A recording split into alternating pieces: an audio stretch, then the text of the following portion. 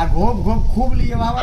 गिरवा देलस घरी हाईलाइटेड होके के रहे ना रियोलिंग के धई के रेललो सनी टपा टप की मैं छितिरा के मैं मीडिया फाट गिल बा तो हाउ फाट गिल बा तो लसार के पेला तलस तो घसे तो एगो अभी नया न्यूज में सुन ले वो एगो आई भाई प्रमोद प्रेमी के एगो मेहरारू दिया कौन था मेहरारू भी है वो तो कुंवारा है कुंवर का है के लिए हां उनको कहती है कि हम प्रमोद प्रेमी से बियाह कर लेबै सीधा हां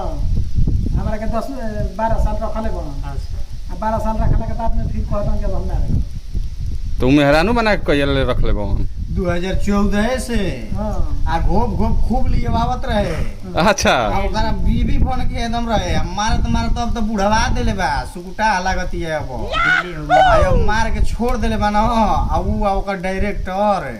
तो अब मैं मीडिया पे गावतिया कहतिया कि हई कह देले बा हौ कह देले बा अरे भोसड़ियो घरी घोप घोप मारवावत रही त ना कहत ओते घर मीडिया वाला पूछे ना आइली ना वो घरी ना अपन कि मार दावत रही ओते घर मरवाई कि ना मरवाई हां अब कहते कि हई ना हऊ अब कहते कि दुखाए लागल ना अब पका को मार के गिरवा देलस कि एकर पहुंचियो तो मैं बुढ़ा गिल बिया ओकर तो मैं कोई ना पूछी अब तो हैसा ना हो गेल बा ओते घर मीडिया ले पूछा ही ना आइली कि हम करवाई कि ना करवाई भाई ओती घरी हाईलाइटेड होके के रहे ना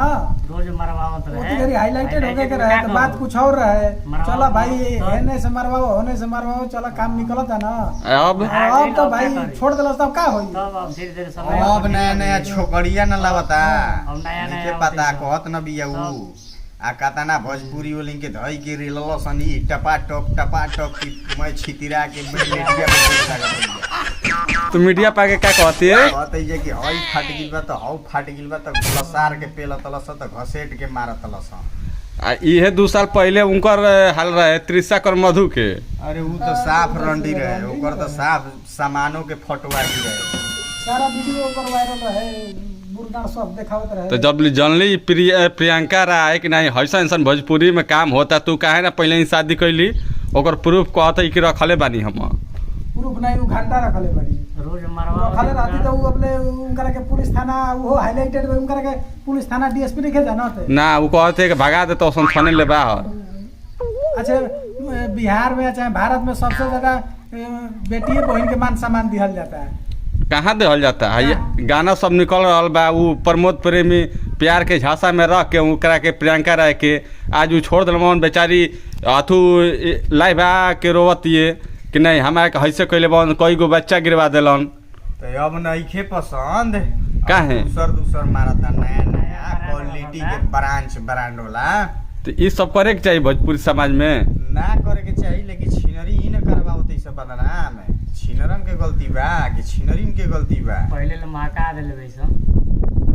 पहले ले महका दिल वैसे ना तना मरवा लेले वैसा काफी जब लाई पे के रोवते कि हमारा भी प्रूफ बा पब्लिको मांग निकल करत देखो तमन की एकर पहुंचे एकर के तो बुढ़वा देला मारत अब और काम तू आज लाइव के रोवते कि हमारा के हिस्सा चाहिए तो है चाहिए नहीं अब भाई लमका लिहन ओकर प्रमोद प्रेमी के तो मतलब ई इंसाफी बा कि ना इंसाफी बा ई ऐसन रंडी बिया तैसन ठीक बा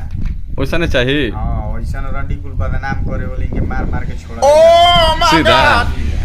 मंटू भैया ये क्या कहल चाहता हो तुम तो भैया ये कॉल चाहता हूँ कि मान लो इतना दिन से कहलू तो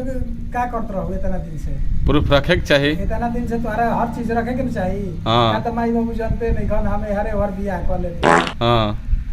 सब कोई आखिर गांव घर जानी तो तारा सपोर्ट में रही ना आदमी जरूर रही तो सपोर्ट में आदमी है नहीं खन तो पहले तो मजा मरलू अब कहता कि हाय बेकार बा अब कहता हूँ बेकार बा हाँ मजा ना मारे के चाहिए पहले ओते गरीब लेना चाहिए ओते गरीब कहबे ना कैलू आप कहता हूँ कि शादी हो गई बा हमारा प्रमोद प्रेमी से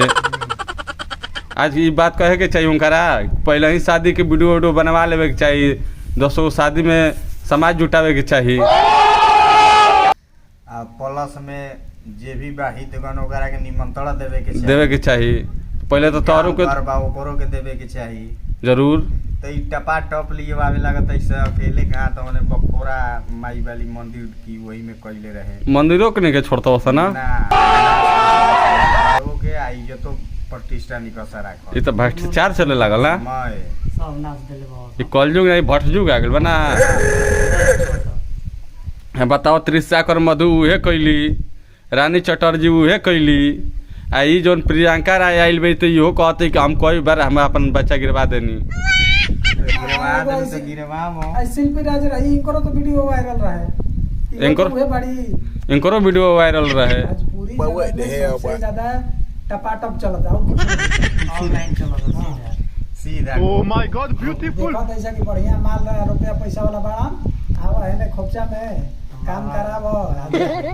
बस यानी कि ये कुल कामे रह गइल बा। बढ़िया गाना तो निकालेंगे नहीं के ना ना खाली खराब खराब गाना निकालो खाली छिनरी अब बुझे बिहार के संस्कृति के बर्बाद करो ये कुल जनते बड़ा सा बढ़िया बात नहीं। ना ये अगर बहुत ऐसा कुल के रोड पर खड़ा करा के कुल सीधा बीच चौराहा पर सीधा बीच चौराहा पे बहुत चौराहा नहीं आवत कहां बड़ा सा ऐसा सब तब ना लंदन आ बॉम्बे रहत बड़ा सा